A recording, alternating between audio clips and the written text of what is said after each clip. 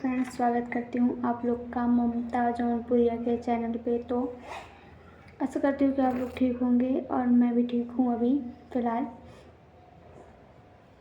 और आप लोग ऐसी मेरी वीडियो को देखा कीजिए और प्लीज़ आप लोग कमेंट कीजिए।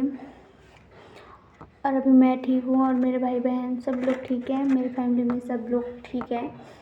और जैसे कि आप लोग को मैंने बताया था कि अभी मेरा हाथ जो काम नहीं कर रहा है ना।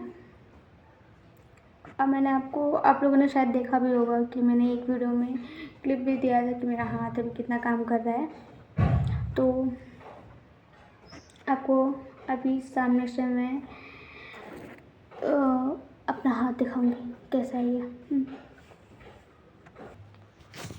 तो दिखाती हूँ आप लोग को, क्योंकि एक हाथ से पकड़ के और एक हाथ से दिखाना बहुत मुश्किल हो रहा है मुझे।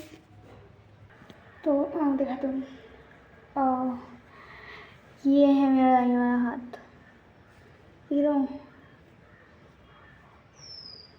और अभी इसको जो है ठीक होने में बताएं काफ़ी समय लग सकता है, और इसके लिए एक्सरसाइज वगैरह बताए हैं वो मैं करती हूँ।